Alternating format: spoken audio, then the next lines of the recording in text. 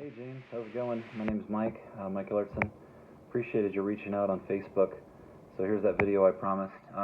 Just want to take a brief second to introduce myself. So, I haven't seen my little girl in about 7 years now. I've been working on this project called V12 pretty much that entire time, but really kind of found the path, I guess I'll call it, about 5.5 years ago. It's technical. So I'm probably going to have to break this into like a bunch of different videos, but I figure I'll start here and just give kind of an overview and focus on how this can be of benefit to people like yourself and really men throughout America, and even women too, who have been alienated from their children and, by what I like to call the anti-family courts, because in my opinion there's nothing family-oriented about them. But, just my opinion. So anyway, without further ado, So I've, long story short, things have been extremely difficult lately. I have suffered the loss of most of my possessions. I'm sure many of you can relate to that. So I'm not going to, cry over spilt milk. But the reason I mention that is this is a tech platform. It is highly sophisticated, but I'm going to be showing you most of what I'm doing here using paper and pen. Matter of fact, for the last 1.5 years, true story. Have you seen that line on, I think it's Avengers, or was it Iron Man, where the one guy, the enemy guy, the bad guy says, Tony Stark built this in the middle of the desert out of scrap. That's kind of what I've been doing for the last 1.5 years. Actually, very close to that, because I've literally been in the desert in a trailer writing code for the last 1.5 years, trying to survive, and had some crazy experiences, but so I'm excited to share this with all of you.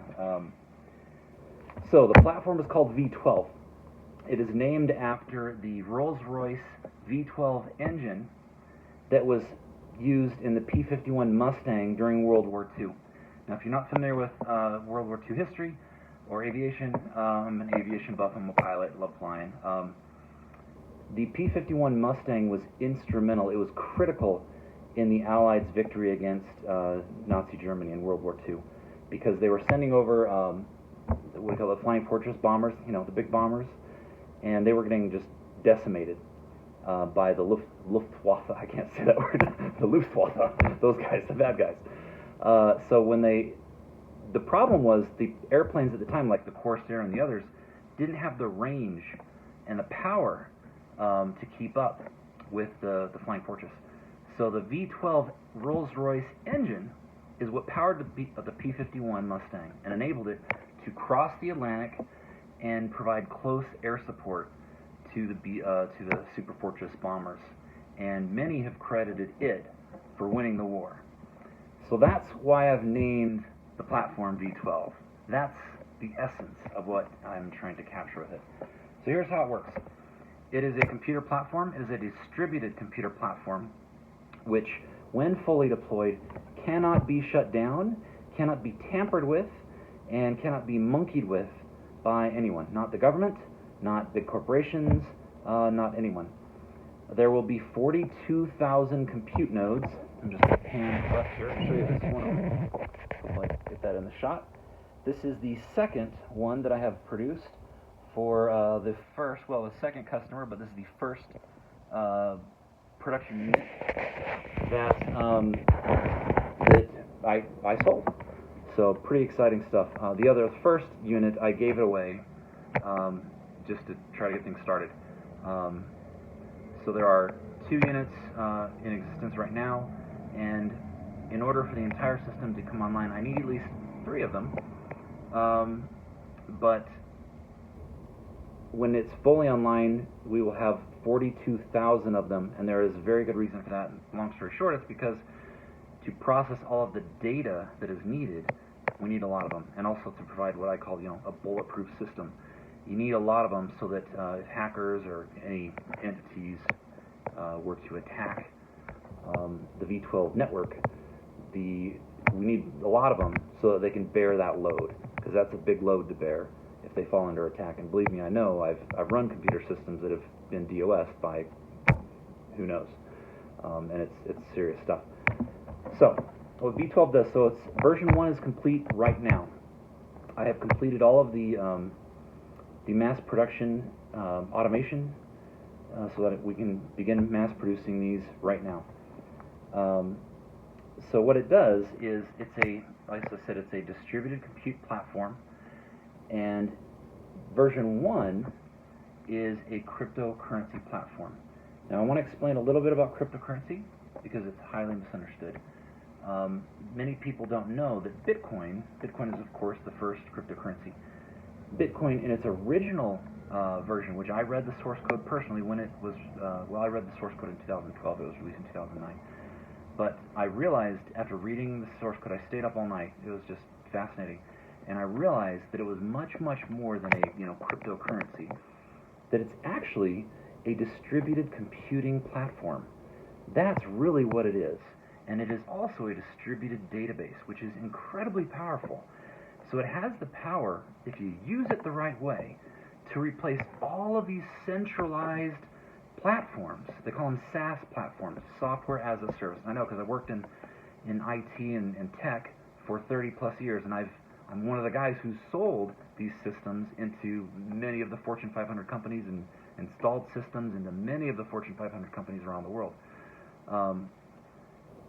So a distributed compute platform like this is incredibly powerful because we can replace all of these centralized systems with V12. And that's what I designed it to do. So that's the vision, that's the future vision, right? And how do we get there? There's a few steps. So step 1, version 1's done. In version 1, it is a cryptocurrency, but this cryptocurrency is different than any other, and I'll go into details on that later. But just want to be, just be very communicative and upfront and just candid that that's what version 1 is. So version 2, we will add to it a poll watching system.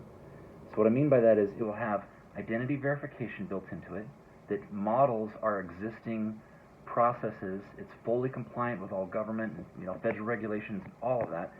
Using the system is completely voluntary.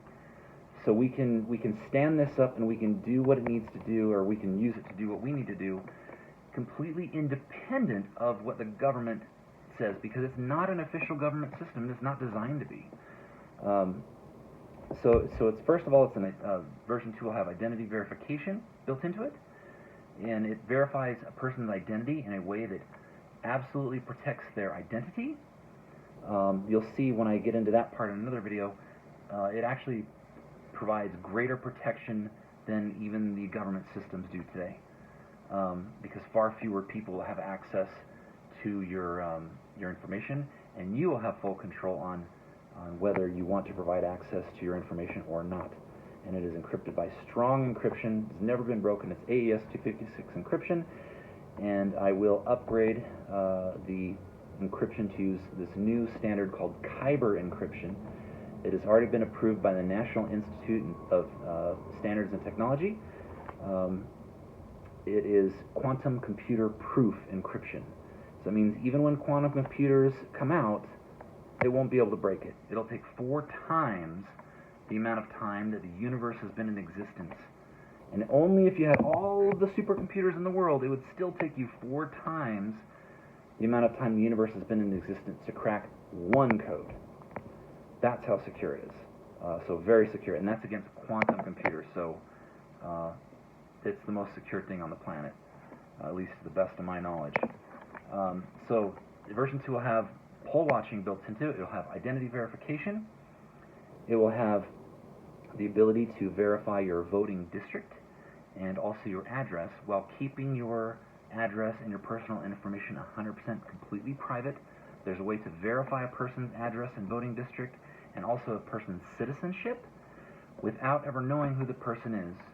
These are cryptographic proofs, which I'll go into in later videos because, it's complicated stuff. So I guess, the burden of proof is on me. Totally happy to share all that information with everyone and lay it all out and publish the source code so everyone can come up to speed on it as quickly as possible. And the other thing, the third thing that version 2 will have is one-time use voting tokens. Now, as I said, this is a voluntary system. It is not a government system. We can eventually get it approved to be an official voting system, but that'll take time, and there's a process for that, and that's a difficult process to go through. So these voting tokens that I'm talking about, they basically are kind of like a second vote. So basically the way it works is, if you go to the ballot box and you just vote the normal way, right? Just the way everyone does, and then if you want, you can voluntarily take a photograph using the V12 mobile app of your voting ballot and both sides of it, so you get the whole thing so that it's legible. And then what happens next is it encrypts it using this quantum computer-proof encryption and uploads it to the blockchain. And it's safe there because it's encrypted with quantum computer-proof encryption. And then what happens after that is 20 people are randomly selected, 20 citizens are randomly selected, and they are asked to manually inspect the photographs of your official ballot and compare them to a digital ballot that you are also asked to complete in kind of like a survey form. And that survey form will read and say exactly what the official ballot says and reads. So it will be identical. So we're not changing anything, we're simply duplicating the official process in digital form. That's important because the next step is really, really simple. 20 people are randomly selected. The photos of your official ballot as well as your digital ballot are bundled up and encrypted, and your identity is not attached to that at all, but your identity can be proven. And again, there's cryptographic methods to do that, which I'll explain later. So please just take that on faith for now. I will prove it to you and show you all the right documentation, so you don't have to take my word for it. But that 20 people will be randomly selected from only verified United States citizens, and they will be asked to simply compare the digital ballot to your official ballot that you took a picture of, and make sure that the boxes you've checked on the official ballot are the exact same as the digital ballot. Then they will certify, putting their reputation on the line, they will certify that your digital ballot is identical to the official ballot. The first 12 people to do this, their certification will constitute validating your digital ballot within the V12 system. So that's how it becomes basically a fraud detector. And the neat thing about it is because V12 has a distributed database built into it that runs on these V12 nodes that I showed you a moment ago. So the point of these computers is, this is the hardware that I've purpose-built, is custom-built hardware that I've selected the hardware components specifically so that this particular technology runs as fast as it possibly can, right down to the CPUs and the types of threading used in the CPUs and all that stuff, which I won't bore you with here.